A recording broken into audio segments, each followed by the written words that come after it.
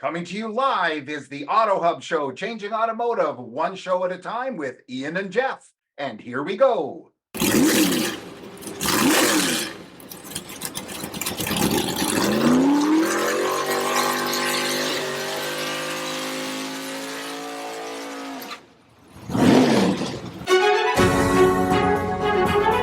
said you can't teach an old dog new tricks? Hi, I'm Gail Rubenstein, the founder and CEO of a company called Retail Resilient, social selling for the car industry. And we help auto dealers, auto agencies, and vendors in the auto industry sell more cars, service more cars, and make more money using our social selling strategy. That includes TikTok, Instagram, Facebook, LinkedIn, and anything else you can think of. So if you're looking to invest thousands and make millions, we're definitely the social selling company for you. Like I said, who said you can't teach an old dog new tricks? If you run a service drive, you know these days, first impressions matter.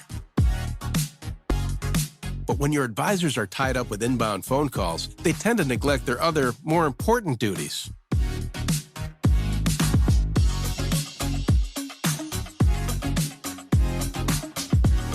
And did you know 75% of all service calls are frequently asked questions and routine requests? Still, the average dealer misses up to 30% of inbound calls, adding up to a ton of missed service opportunity and increased customer churn. 68% of callers actually go elsewhere if they can't get through, which means you could be losing $60,000 to $70,000 every month in service revenue simply from missing calls. So who will pick up? Introducing Brooke. Hi there. Your best service scheduling assistant. Brooke is the first intelligent digital voice assistant to answer, handle, and appoint all of your inbound service calls. And talking to Brooke is like talking to a friend with human-level understanding and a friendly conversational voice. Her conversational intelligence is built on millions of actual service industry conversations. Book with Brooke today. Visit Brooke.ai or call 866-942-1236. Finally, the perfect match. Our goals are always to improve. Every month we want to improve better on what we did the month before, maybe the year before. It's about how fast we can get the cars done with quality work to get it to the front line, because that's where we make our money. And the bottom line is the longer it takes, the more money you spend. We want to get it down as low as possible. Right now, like I said, we're in a great stage. We're at 4.5 days. In recon, we want to know how quickly we can get the cars out of the recon process and to the front line. The average days in recon and then the time to line are the most important things that we look for. I'm Mike Burrell. I'm Service Director at JM Lexus.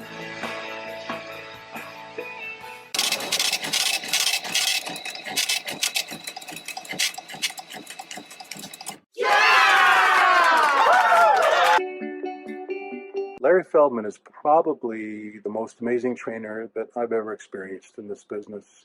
I've been in the car business now for 35 years, and I've seen quite a few trainers. And a lot of them are pretty good. I mean, really, I get something out of all of them that I've seen, really. But Larry is in another class. I really mean that. His training is literally riveting. A little while back, I sat in on his first training that I ever sat in on. It was for new hires.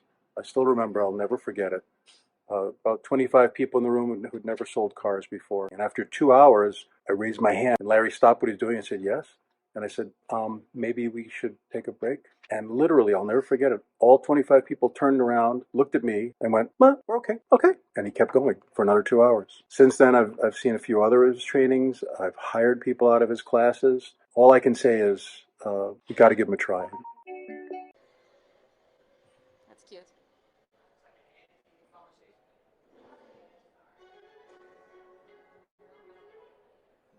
And now, Jeff, to our disclaimer. Yeah, I was too busy dancing. I really like our song. Do. Anyways, so I got to do the disclaimer because that way keeps us out of trouble. The views and opinions shared today and every day are those of our guests, not necessarily that of the AutoHub show or Ian and Jeff. By the way, though, we have the nicest person in the car business here today, so there's no way we're going to have to worry about anything. So go ahead, Jeff.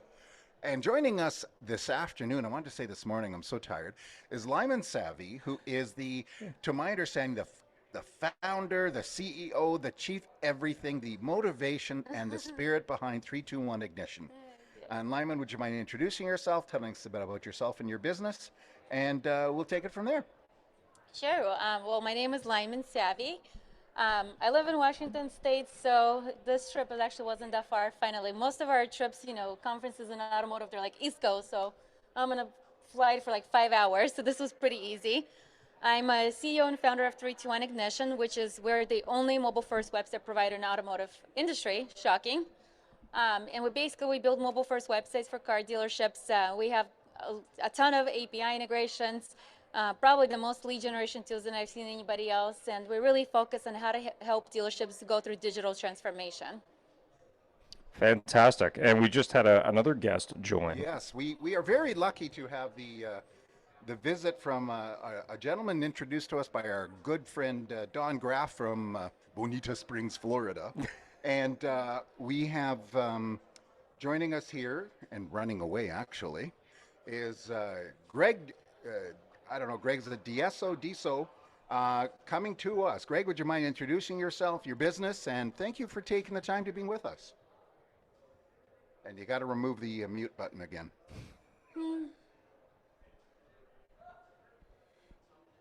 Great, thanks again. It's Greg Deiesio, so that was perfect. Perfect. Perfect, yeah, thanks for having us. And yeah, very exciting. Hope you guys are having a good time out there. Absolutely. So tell us about your business and a little bit about yourself. Yeah, let's start with a little bit about myself. I'm a car guy. I've been a car guy for, I hate to say it, over 30 years. I'm one of like the rare kind of guys that have OEM experience, heavy OEM experience, multiple 12, 15 years with BMW and NA. Then I went on to run two big Highline auto groups here in the New York Metro. And then I did a lot of marketing with iHeartRadio. And then I finally got into franchising. So I was a head of franchising for Mitsubishi Motors. COVID hit. Strange things happened, as you guys know, in the auto industry. And I decided then to take and create my own company that really specializes in franchising. And what we do is we really help dealers find OEM franchises or help independents locate new franchises, new buildings, new locations to expand their own businesses.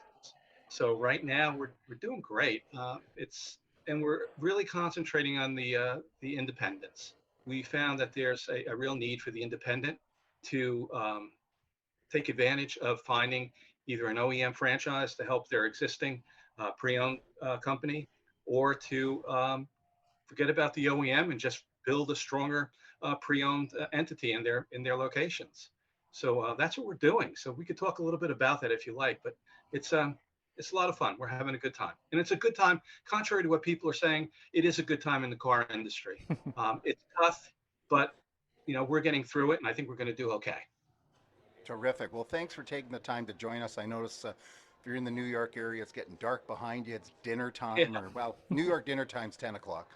But thanks for joining us. And who knows, maybe a little connection with Lyamen and you, because she's in the mobile integration of the automotive industry. So the first question I'm going to hit you with, and normally what we've been doing is asking people what they want to get out of the show. But frankly, we're going to switch those questions too, because you're at the big show there. But so Lyamen, you were actually featured today at one of the sessions. You were a featured speaker, or tell us about that. I was featured, but I had a session, a training session. It was about 25 ways dealerships can increase their leads and sales from their website without spending a penny more in marketing. Oh, I like that. I've got to watch the recording of that. Uh-huh. Yeah. So tell us three. Well, 3 years. One, user experience, mobile first user experience. So if you look at a car dealership's Google Analytics account, you will notice that a majority of their website traffic is mobile. So like over 80% is mobile. And as a matter of fact, the majority of internet traffic is mobile. Because it's such a huge percent of people access internet on a mobile device, Google last year actually switched to mobile first indexing. What that means is that Google now, when it goes out and crawls through World Wide Web, it only crawls the mobile version of your content. They're not even paying attention to your desktop content. So we really focus on how to give car shoppers the best experience on a mobile device. So is that because like old people are getting less and less, and them young people are getting more and more? I don't know. I think even older people are also using mobile devices. That's very true. So Greg, tell me, have you had much experience or feedback from people on mobile web and versus desktop? Desktop. Desktop. Desktop web. TikTok. Almost everything is on phone or mobile app, and I think it's been here forever already. It seems like forever, and it's not going to change. So those who don't jump in and realize that is the future and that is the current future, they're going to be left behind. It's as simple as that. And I think that some of our not our OEMs, our independents, have a big learning curve, and I think you guys are experiencing that. We've got to bring them into this market as fast as possible, or they're going to be left behind because they are competing against the OEMs. It's as simple as that. And what I've been telling my prospects that you're competing against existing car companies, OEM car companies that have been around for potentially 50, 60 years through the families. And the poor OEM got through a tough time with COVID, but they got through it and they all made money. The problem is that these OEMs also made a lot of enemies during COVID by charging excessive amounts of money, by charging over list price, by putting addendums on everything. So I think what I'm telling my dealers, my independent dealers, that this is a huge opportunity for them. They could come out being the good guy. They could come out with competitive pricing, competitive cars from a pre-owned standpoint, as the OEMs have on their lots, and they could really serve their customers much better than I hate to say it, but the fiasco that the OEMs committed on customers in the past 2 or 3 years. It's been terrible. Now we got to get the OEMs to really either do two things. They've got to change the way they've handled their customers because they're losing them, or we got to get the independents to become more like OEMs and handle the customer like they used to better. But there's a problem with the OEMs. Customers remember. They're losing the sale. They're not getting the be back customer. They're losing the service customer. They're losing the referrals. And God, have you gone on and looked at some of the Google reviews of some of the OEMs in your area? It's terrible. People are wising up. So bottom line, huge opportunity for the independent. They have the same cars in stock. They can sell them competitively. The only thing that they have to do is get competitive banks. That's really the secret here. The reason that OEMs do well is because they have tier one banks. The independents don't have those tier one banks, so they can't be competitive in pricing and interest rates when they sell a used vehicle. So what we're trying really hard is to get the tier one and banks to understand that the independents are theoretically they're little OEMs on their own in their own way. The way they take care of customers, the way they service it, the way they're in the neighborhoods, the way they take care of the community. And that's what we're preaching right now. Take care of your customer. Mr. Independent Car Dealer, take care of your customer. So then, how is it? So you get an independent that's sitting there with a. Oh, Ian, stop. You get an independent sitting there, and they've got a 2020 Tesla Model 3 sitting on their lot for more money than a new one. So how is it? How do we explain that? I'm not trying to argue with you. Please forgive me. But we're trying to create the independent. We're much nicer, kinder, more gentler than the OEM.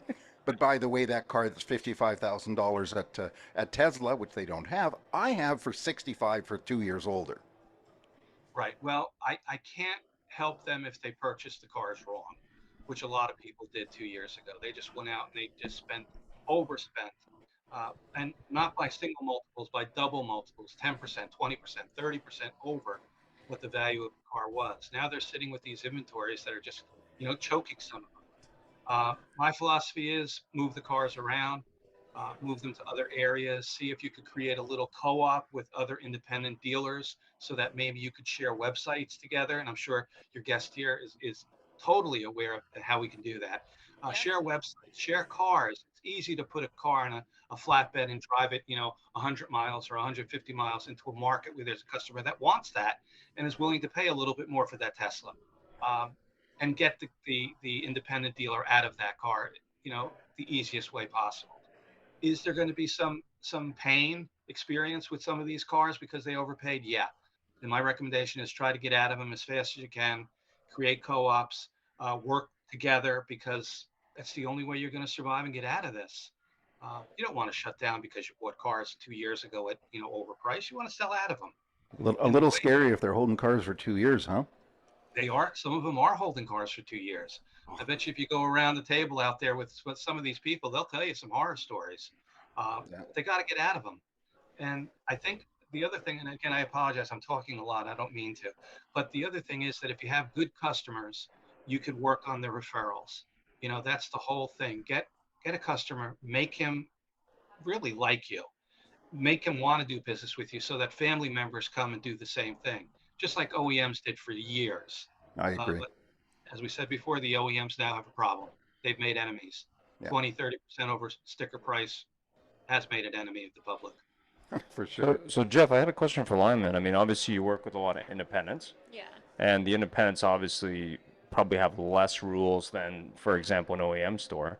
What's your advice in terms of what they should do to not only move used inventory faster, but maybe to outfox their competition through a mobile-first website or using technology, or more importantly, data to get that done? Overall, I think independent dealers, oh my God, it's kind of loud. Overall, independent dealers, I think, are more innovative because they don't have restrictions and OEM guidelines. They could do whatever they want. So they're more likely to actually test new things faster. But I also think a lot of independents think small. They think like a small moms and pops little business, and that's preventing them from growing. A lot of them are always thinking about how to pay someone the least amount instead of thinking about which vendor is actually going to give them the most amount of value. I always say there's no such thing as free lunch. And there isn't. It's just like, even with my boyfriend, we always argue, like, he loves getting something as a good deal. And I'm like, I just don't believe there's such thing as good deal. It's basic economics, You could either get something fast, cheap, or good quality. Pick two. You can't get all three. Yeah. So even like when Nordstrom's is having their anniversary sale, like, I personally can never find anything I like in their anniversary sale. It's like, and it's a waste of my time. I'd rather just know that I'm going to pay a full price, but it's okay. I'm going to get in and get out. My time is more valuable than that. And so with dealers, with independent dealers, their challenge is they think too small. They're always trying to nickel and dime, and they're not really thinking about what do I need to do to invest for the long term of my business. And the other thing is, dealerships are actually flying blind because they don't own their data. They have no access to their data. And that's actually a problem I see just in automotive in general. I've never experienced anything like that outside of automotive, and I've been, doing marketing for 20 years. And like, as an example, most of the time, dealerships don't have access to their Google AdWords. They hire marketing agencies who are spending $15,000 and $20,000 per month, and if a dealership wants to cancel them, they lose all of their historical data. But they just spend $20,000 per month on advertising. Those are their key learnings, and they just lost all of that. Or more importantly, they don't even see what an agency is doing because they don't even have access to log in to do it. And then agencies, of course, will tell them, well, it's our secret sauce. There is no secret sauce. Google Ads is just, you're bidding on keywords. I think McDonald's is the only one with secret sauce, don't you think? Yeah, I mean, but the other thing that was really interesting when I was working with some dealers in the Canadian market, specifically Honda dealers, was that the manufacturer was directly competing with the dealers on keywords. For example, they said, okay, you can buy keywords, but not these ones because we're buying those ones. So you're 100% right. I mean, not only should you have access to the data, whether you're working in a marketing company or not, you need to have access to the data, but more importantly, you need someone who can explain it to you if you don't understand it, to make sure that you're not making mistakes that are not only costing you money, but are costing you results. And I think part of the challenge with dealers today, doesn't matter the size, is they can't be experts on everything, but it's the service provider or the partner or the dealer or vendor who's really has to partner with that dealership to add value, but more importantly, to get them the result in order to not only keep the client, but to help that client grow. And that's really what it should be about. Well, I'm going to go down a rabbit hole here. So No. all the agencies, they're kind of hurting each other. So marketing agencies, I see this all the time because we work with a lot of dealerships, And a lot of times dealerships will ask me to be on their board of advisors, and so I have access to a lot of information. And so I've been on so many agency calls where agencies would send a dealership at the end of the month a monthly performance review kind of report. Those reports, the only data they're showing 99% of the time is, here's how much we paid on the cost per 1,000 impressions, here's how much we paid on the cost per click, here's how many VDP views we generated, and here's your cost per VDP views. None of those metrics actually say to a dealership how well their marketing is performing. Not only is it not saying how well their marketing is performing, they're also not showing, well, how did we do historically, like trend lines, like month over month. Like I literally am visualizing right now one of the PowerPoints I received from an agency that had, we spent this month, or we generated 10,000 VDP views. Well, great. How did you get those 10,000 VDP views? Is it because you spent more this month, or is it because you actually were better with your targeting, or did your website convert? And also, why are agencies reporting on the cost per VDP view instead of cost per lead, cost per sale? And the reason why agencies are not doing that is also because website providers are not, their websites are not performing. And so it's like agency doesn't want to hurt their business just because they're doing their job of, targeting and managing keywords, managing their, targeting capabilities on social media.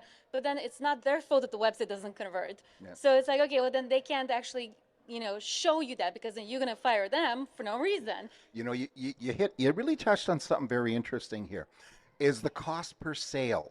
Yeah. If you think about this, and Greg, I'm going to hit you up with this in a minute too.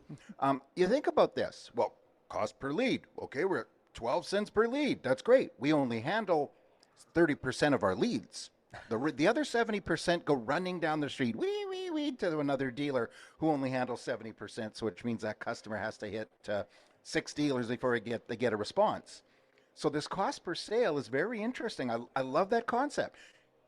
Drill down how much it cost you to sell that car. So how many leads did you get in that car? And by the way, how many contacts, how many appointments, how much time was spent on it?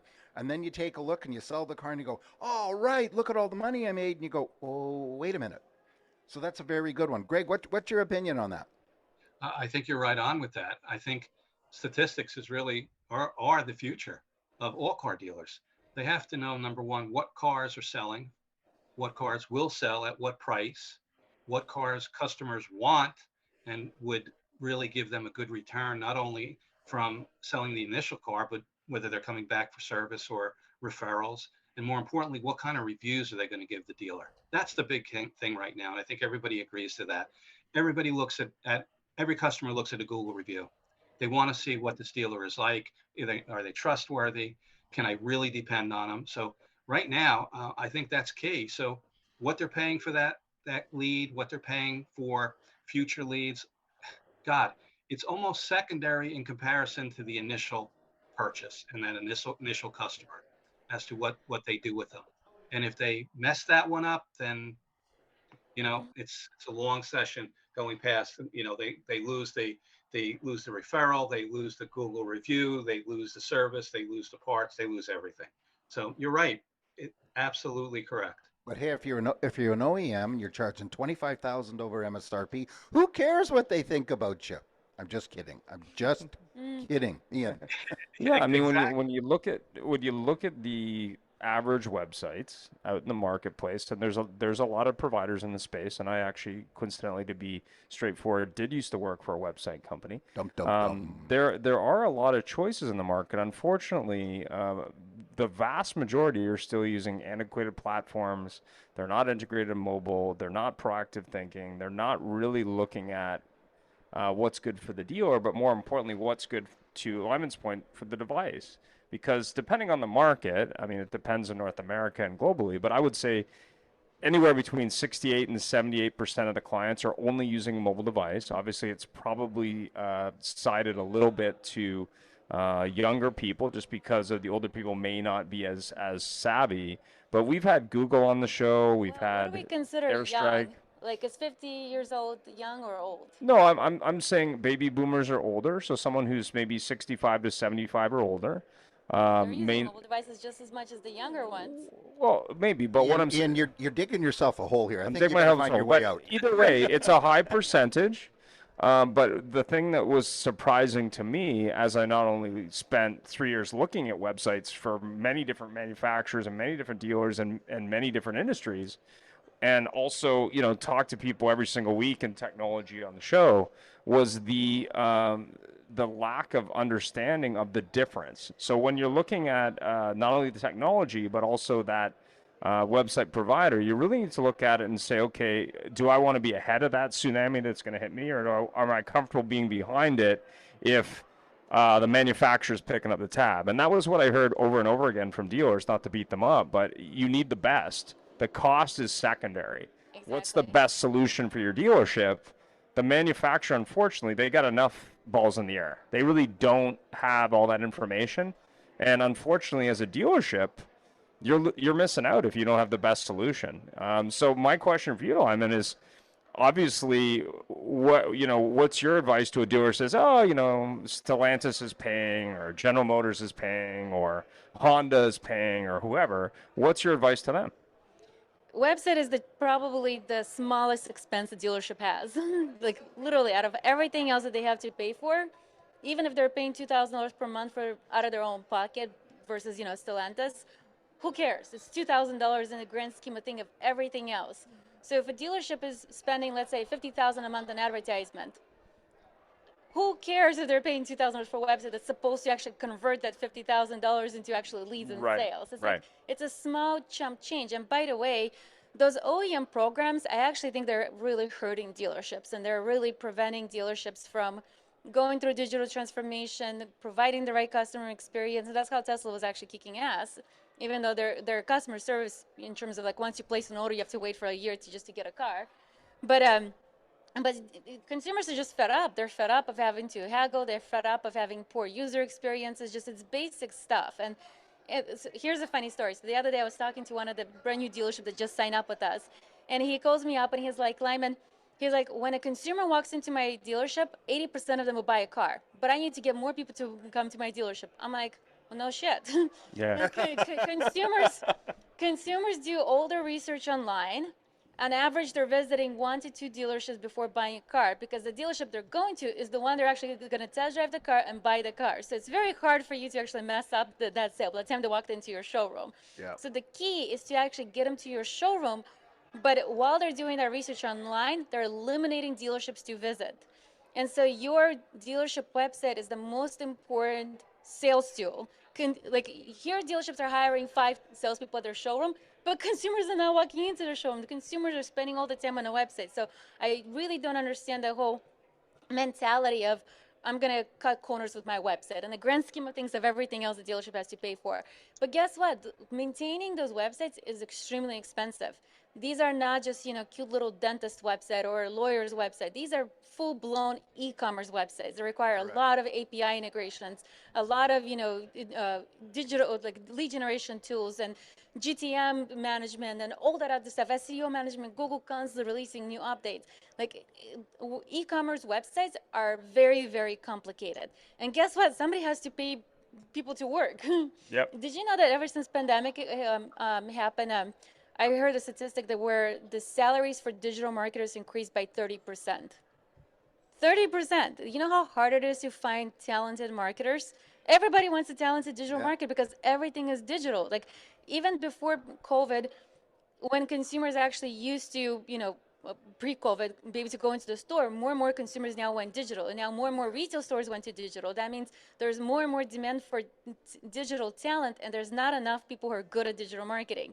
So how can dealerships possibly try to get a website for less than $1,000, e-commerce website? I just don't understand that. Well, and Greg, you've got the OEM background on this. I know a lot of dealers. I worked for a lot of dealers. I was one of those dealers, but I was way smarter. But the fact is that, co-op.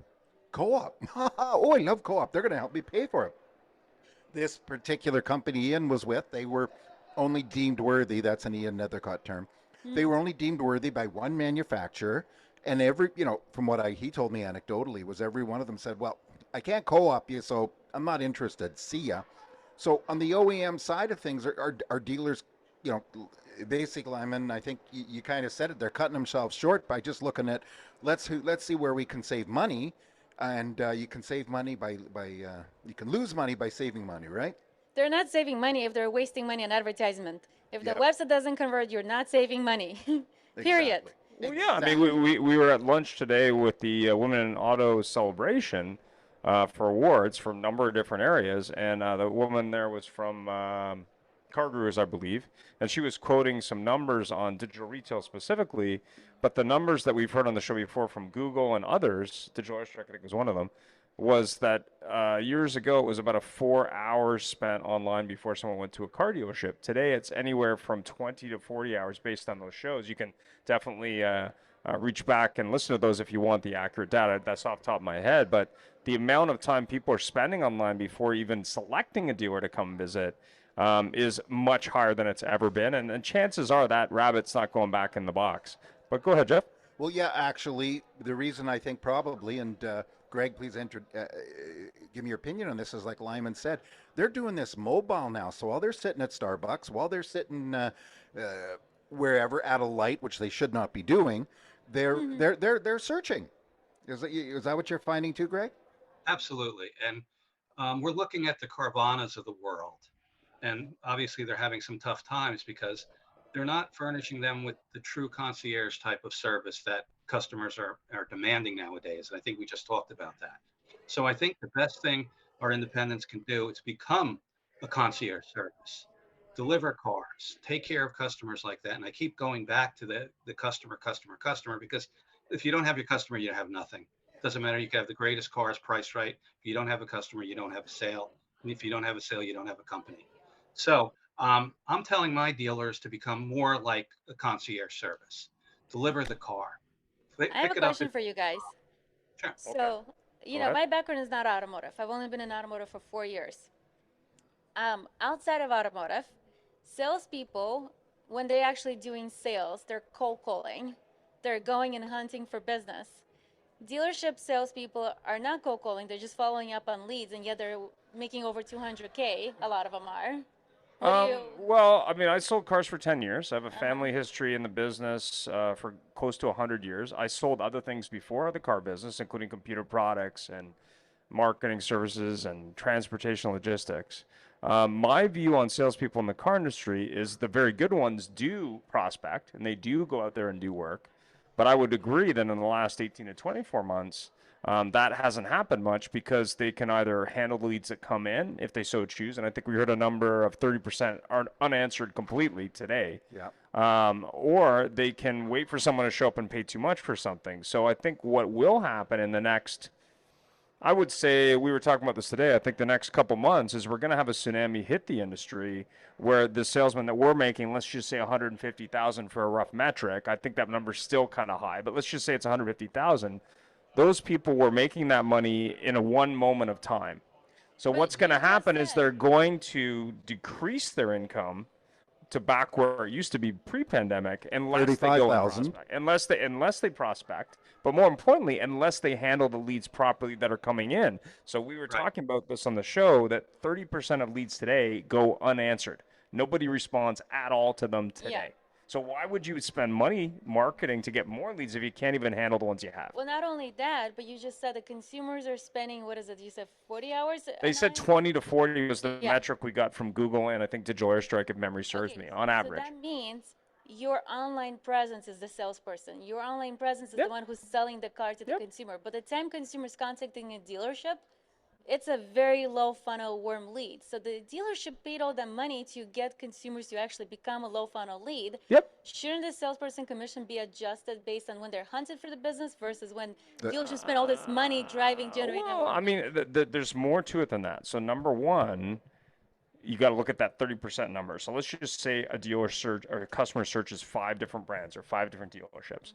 So number one, they're looking at customer experience in terms of response time and how that's handled. But number two, in some cases, they're buying cars at multiple dealerships. Now, in terms of compensation or in terms of pay plan, that's a long-standing topic of discussion for whether it be finance or F&I or sales managers, where we can speak to that a little bit from the Toyota example from Jeff. But essentially, when when salespeople make more money because it's easier to sell cars at a higher profit margin, that tends to inflate their income. So what will eventually happen is the dealer will adjust that. And we had an example where a car is being marked up, what, $35,000 or something, and they were still paying them $300. Paid a $300 flat. Greg, can you answer Lyman's question there? Yeah, I think because you're right, because of COVID, everything became skewed. We don't know what reality is any longer, but I think we got to go back to like Ian said, you got to go back 3 years. That's reality, and we have to come back to that now. And pay plans have to change. You have to be more aggressive with your pay plans, and more importantly, you have to make sure that you educate your salespeople so that they. And I keep going back to it, so they do take care of the customer.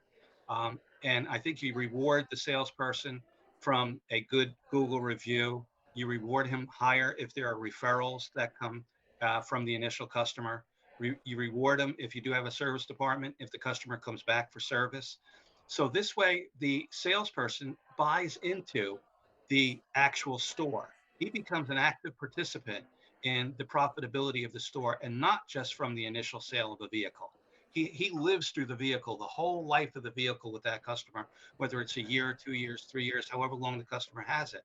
So if you keep rewarding the customer by giving him good service, you should reward the salesperson. That also will keep the salesperson or people at the dealership. Because if they are able to keep that quality salesperson at the dealership, then they don't have to go through the education. They don't have to hire new people. They don't have to train new people. And it just works out so much better for everybody. So the dealer principal, whether it's an OEM or independent, he's got to learn to take care of his staff, and vice versa. The staff has to learn to take care of the dealership itself. They can't just go for a big hit on a commission 20% over XYZ, and then he walks away from the deal 2 days later because he got his commission check. That's not going to work anymore. You have to have a salesperson who marries into the dealership and really wants to come there every single day, because he'll check who's in service. He'll check the parts department. He'll check his Google reviews. He'll check all these things. The salesman will. And give him $5 if the customer gives him a good Google review. Give him $10 if the customer comes back for service. Let the salesperson buy into it. Same thing with the F&I manager. Same thing with all your managers, sales managers. Work on pay plans that give them longevity at your store. It's a lot easier to keep a good salesperson than it is to lose them and train another one to try to be as good. So that's what we've been preaching. Part of what we do is really to teach the dealer, whether he's OEM or independent, your personnel, not only the cars, but your personnel are equally as important to you. Without them, you don't have a store. Simple as that. So now you got the tsunami of cars are priced too high. Salespeople are expecting too much money. We're not getting the leads that we thought we would because people are becoming, disenchanted with car dealers and so forth, et cetera. So it really is a crazy time. So take a deep breath, step back, look at what you have in front of you. I think we talked about that before, and say, how could I fix it? How could I reassure that I'm going to be here tomorrow? And the other thing, just one other thing that I did mention, I've got a lot of OEMs that are calling us and coming to us, not OEM, sorry, independents, looking to purchase, as I started out today's conversation, looking to purchase an OEM because of the banking and all the other issues. One thing I tell my independents is that, are you prepared to become an OEM dealer? Number one, what kind of service experience do you have? What kind of parts experience do you have? What kind, there's a million things that an OEM does that an independent does not do effectively.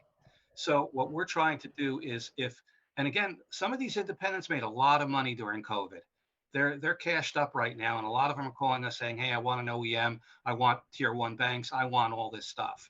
The problem is, are they really prepared for that wish when they get it? I would suggest that they start thinking about service managers, start thinking about service departments, start thinking about parts departments, start thinking about, whether it's a website that's interactive with all of the above, whether it's service and parts, whether you have every single one of your salespeople hooked up to their mobile phone, that every lead goes to a particular person and rotates through so that no lead, like you just said, 30% of the leads are not touched. Well, you know what?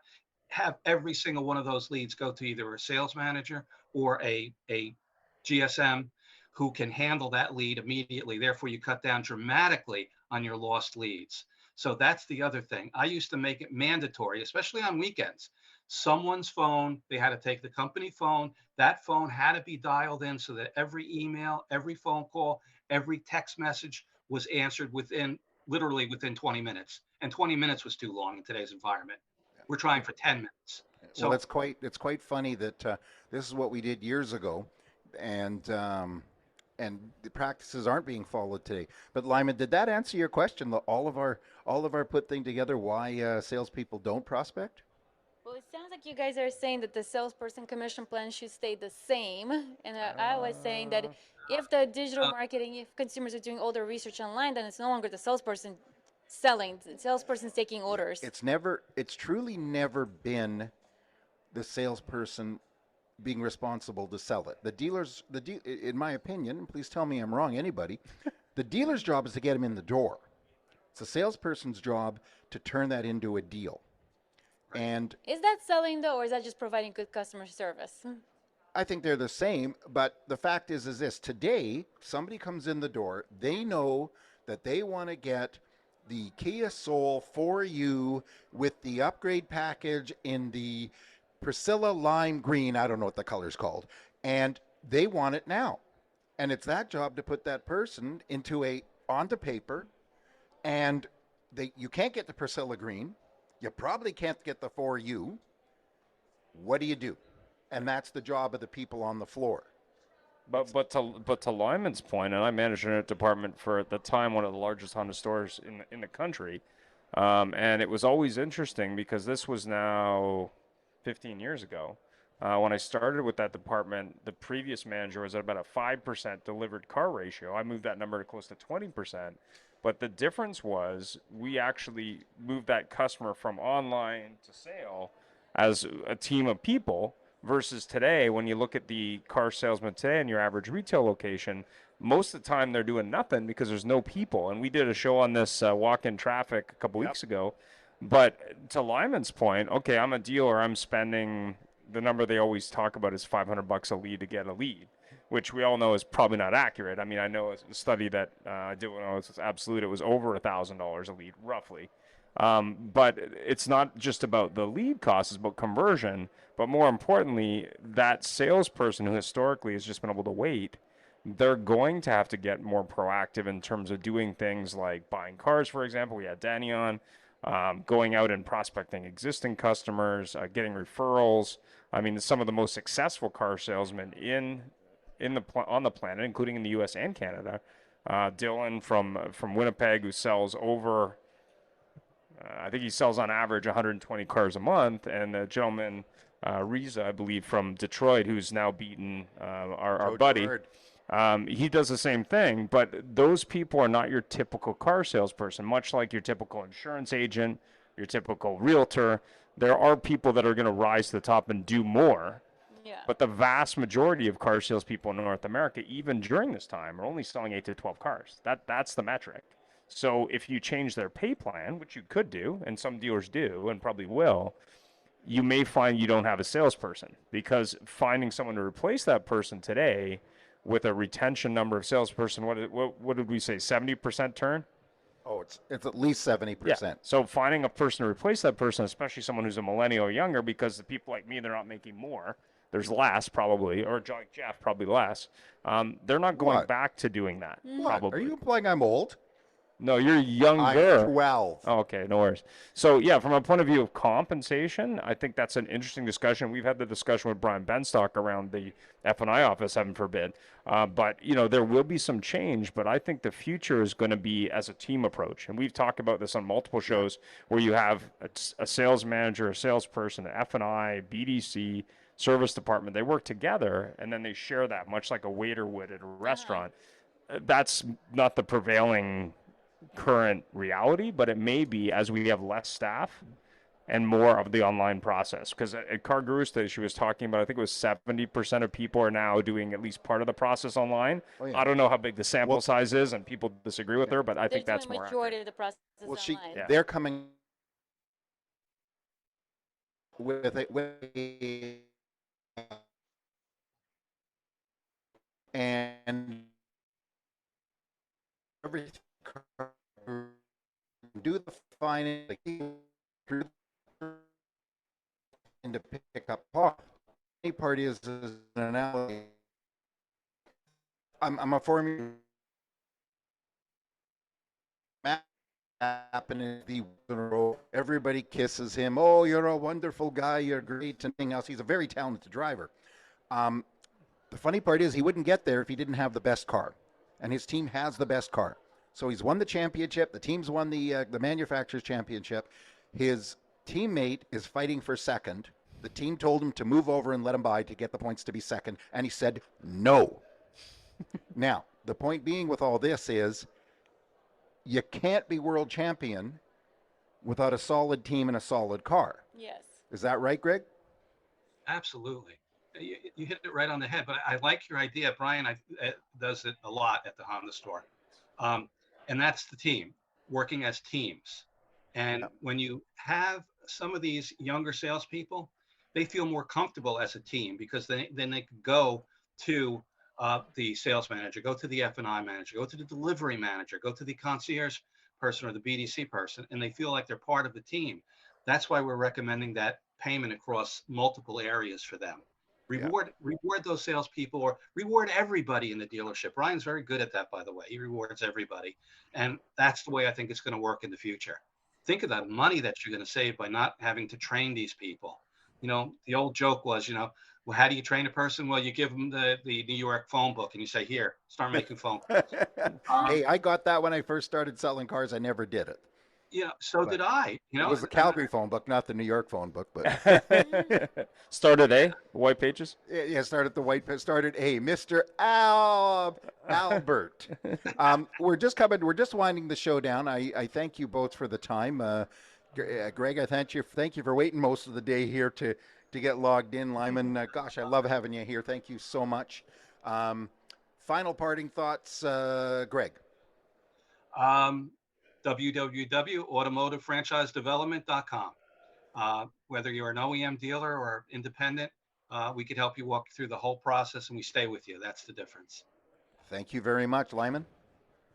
Final thoughts. Let's see. www.321ignition.com. We're actually having a Black Friday special right now that expires the day after Thanksgiving. So contact us. You could save 41% of your monthly subscription for a year. So fantastic. And how can people get in touch with you otherwise? Just go on the website? Is that the best way? Yeah, website, call us. I'm all over social media, LinkedIn, Facebook, Instagram, you name it. I'm pretty easy to find. I'm the only Lyamen savvy I know. I think it says like 3, 2, 1, ignition. Blast off for more sales. Exactly. And thank you, everybody, for joining in. Thank you, Fred, for saying that you couldn't hear me. Hopefully you could now. And when I grow up, I want to be like you. All right. Thanks, guys. Thank you. Thank you, everybody. Have a great show. Thank you. Bye-bye. Thanks for joining us. It was a great show, and follow us anywhere you would like on your favorite podcast, on Facebook, on LinkedIn, and of course on our YouTube, or subscribe to our own channel.